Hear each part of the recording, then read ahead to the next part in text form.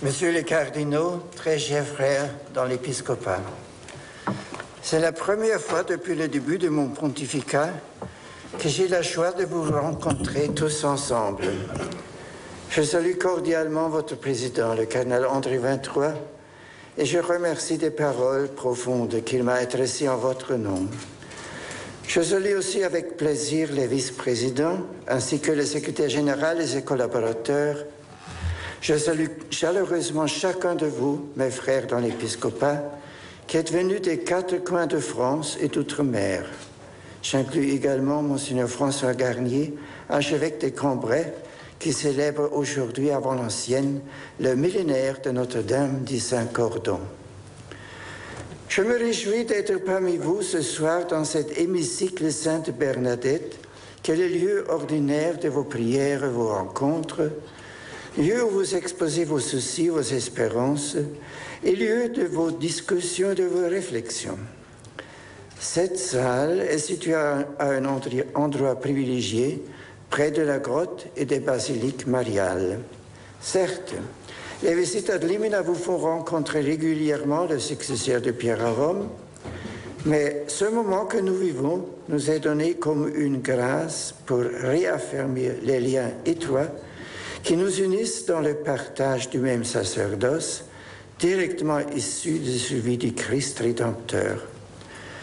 Je vous encourage à continuer à travailler dans l'unité et la confiance, en pleine communion avec Pierre, qui est venu pour raffermir votre foi.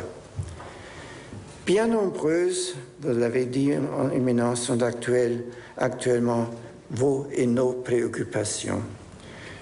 Je sais que vous avez à cœur de travailler dans le nouveau cadre défini par la réorganisation de la carte des provinces ecclésiastiques et je m'en réjouis vivement. Je voudrais profiter de cette occasion pour réfléchir avec vous sur quelques thèmes que je sais être au centre de votre attention. L'Église, une sainte catholique et apostolique, nous a enfantés par le baptême.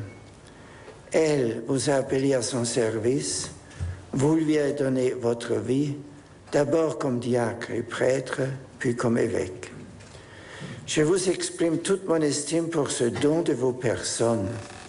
Malgré l'ampleur de la tâche, que ne vient pas diminuer l'honneur qu'elle comporte, honor onus, vous accomplissez avec fidélité et humilité la triple tâche qui est la vôtre, enseigner, gouverner, sanctifier suivant la Constitution Lumen Gentium et le décret Christus Dominus.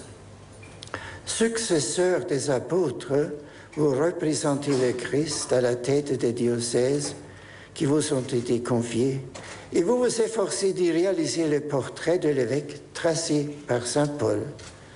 Vous avez à grandir sans cesse dans cette voie afin d'être toujours plus hospitalier, ami du bien, pondéré, juste, pieux, maître de vous, attaché à l'enseignement sûr, conforme à la doctrine, comme dit saint Paul dans la première lettre, dans la lettre à Titus.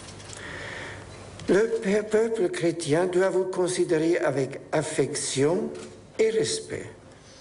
Dès les origines, la tradition chrétienne a insisté sur ce point.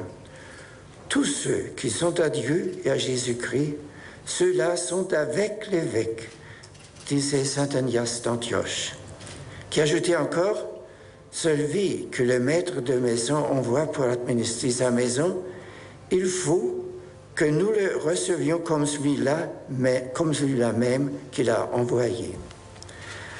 Votre mission spirituelle surtout consiste donc à créer les conditions nécessaires pour que le fidèle puisse, pour citer de nouveau saint Ignace, chanter d'une seule voix par Jésus-Christ un hymne au Père et faire ainsi de leur vie une offrande à Dieu. Vous êtes à juste titre convaincus que pour faire grandir en chaque baptisé le goût de Dieu et la compréhension du sens de la vie, la catéchèse est d'une importance fondamentale.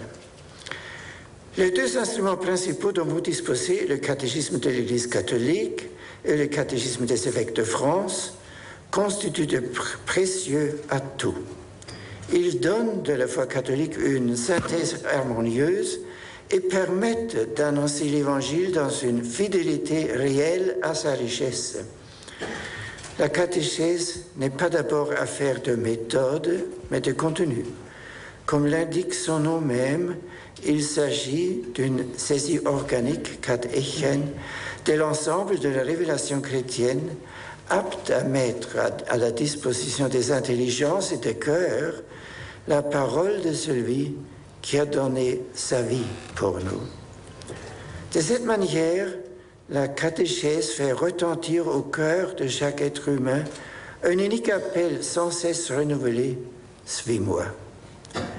Une soigneuse préparation des catéchistes permettra la transmission intégrale de la foi, à l'exemple de saint Paul, le plus grand catéchiste de tous les temps, vers lequel nous regardons avec une admiration particulière en ces bimillénaires de sa naissance. Au milieu des soucis apostoliques, il exhortait ainsi: « Un temps viendra où l'on ne supportera plus l'enseignement solide, mais au gré de leurs caprices, les gens iront chercher une foule de maîtres pour calmer leur démangeaison d'entendre du nouveau.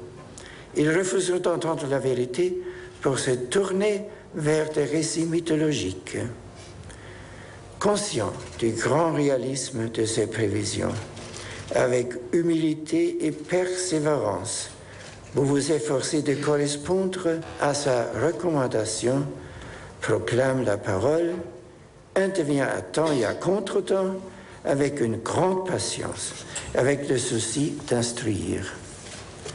Pour réaliser efficacement cette tâche, vous avez besoin de collaborateurs. Pour cette raison, les vocations sacerdotales et religieuses méritent plus que jamais d'être encouragées.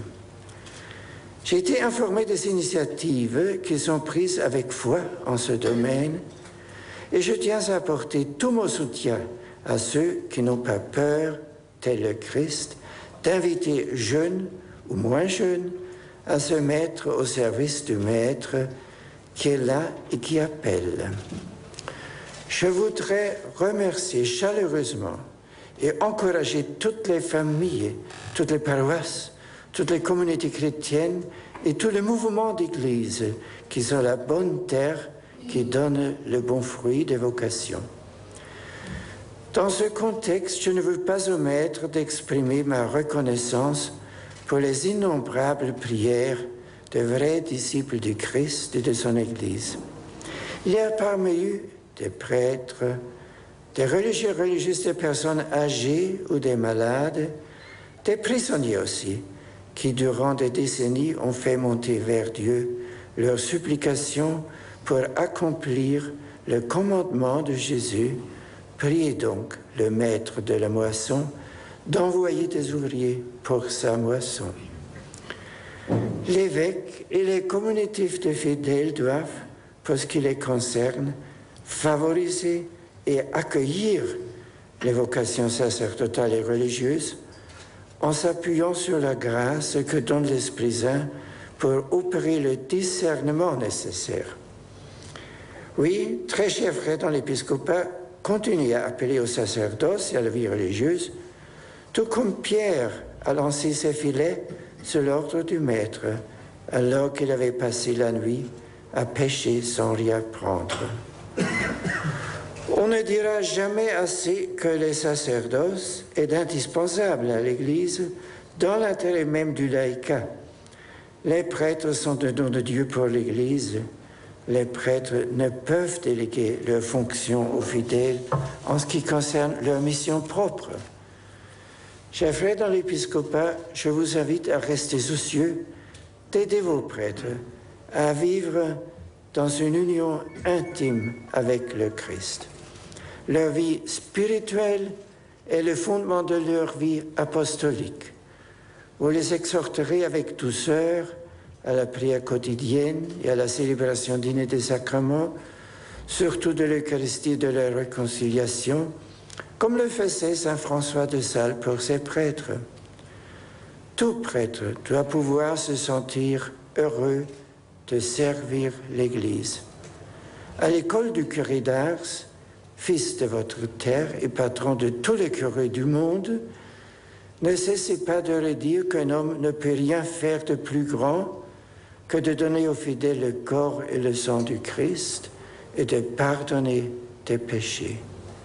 Cherchez à être attentif à leur formation humaine, intellectuelle et spirituelle et à leurs moyens d'existence. Essayez, malgré le poids de vos lourdes occupations, de les rencontrer régulièrement et sachez les recevoir comme des frères et des amis. Les prêtres ont besoin de votre affection, de votre encouragement et de votre sollicitude.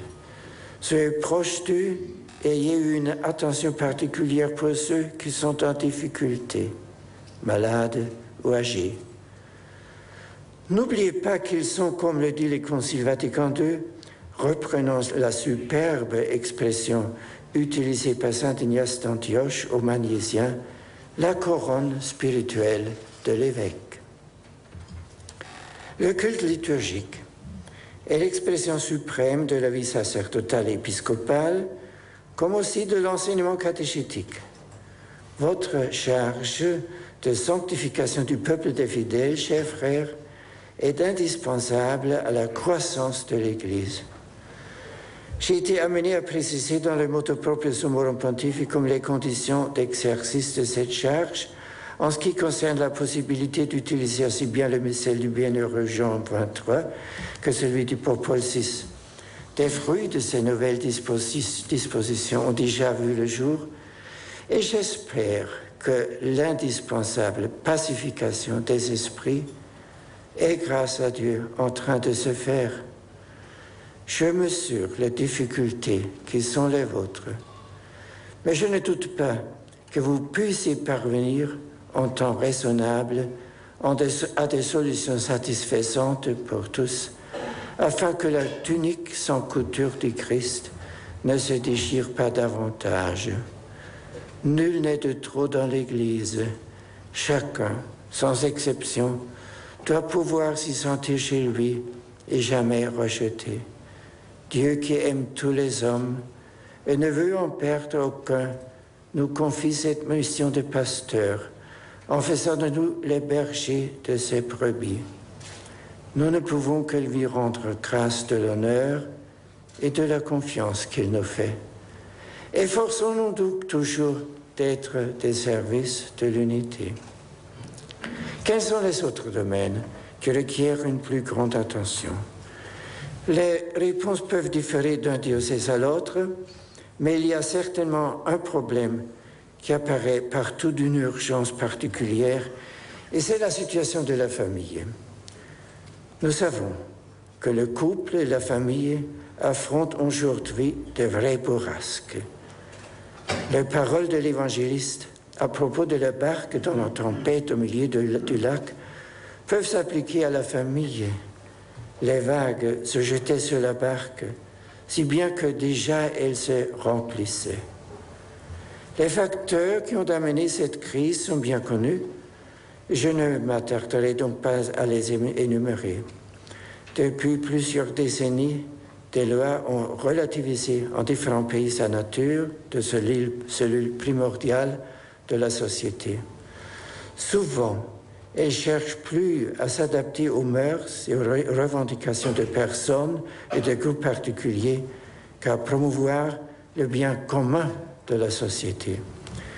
L'union stable d'un homme et d'une femme ordonnée à la construction d'un bonheur terrestre grâce à la naissance d'enfants donnés par Dieu n'est plus dans l'esprit de certains le modèle auquel l'engagement conjugal se réfère. Cependant, l'expérience enseigne que la famille est le socle sur lequel repose toute la société. De plus, les chrétiens savent